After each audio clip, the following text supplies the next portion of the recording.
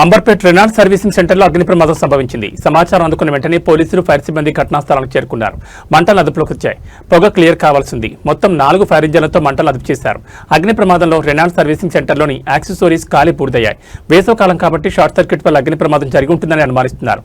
అగ్ని ప్రమాదంలో సిబ్బంది నిర్లక్ష్యం ఏదైనా ఉందా అని విచారిస్తున్నారు. ఈ ప్రమాదంలో ఎవరికీ ఎలాంటి ఇంజురీస్ కాలేదు. ప్రమాదం జరిగిన సర్వీసింగ్ సెంటర్ వెనకాల ఇళ్లలో వారిని తరలించాం. వేసవికాలం అగ్ని ప్రమాదాలు జరిగే అవకాశం ఎక్కువ కాబట్టి వైరింగ్స్ ని తరచూ తనిఖీ చేసుకోవాలని తెలిపారు.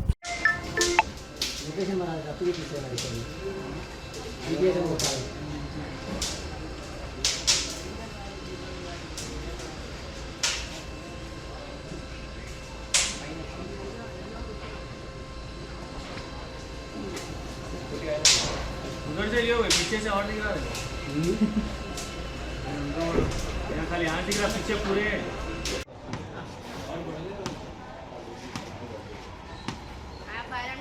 इधर आए दो जवान देखे भी गए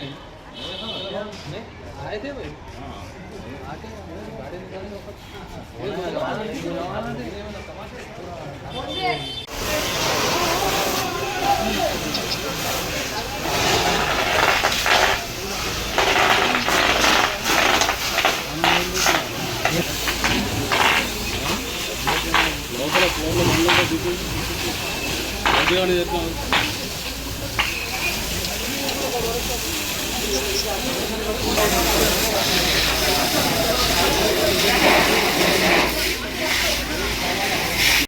దీంట్లో మన రెనాల్డ్ అండ్ మహీంద్రా ఏదైతే సర్వీస్ సెంటర్లో ఫైర్ యాక్సిడెంట్ జరిగిందని ఒక ఇన్ఫర్మేషన్ ఇమీడియట్గా అంబర్పేట ఇన్స్పెక్టర్, ఏసీపీ, అదేవిధంగా ట్రాఫిక్ పోలీస్ ఇమీడియట్గా ఫైర్ బ్రిగేడ్స్ అలర్ట్ చేయమంది.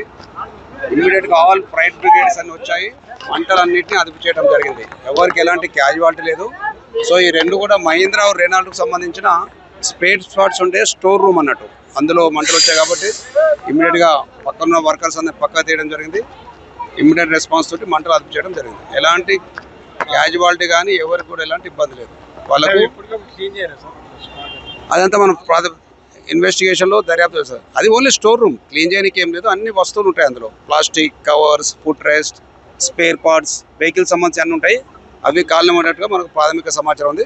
ఇంకా డీటెయిల్గా దర్యాప్తు చేసినాక ఇంకేమైనా ఉంటే చెప్తాం. It's a purely accidental fire అనుకుంటున్నాం. ఎలక్ట్రిసిటీ వాళ్ళని కూడా పిలిచాం.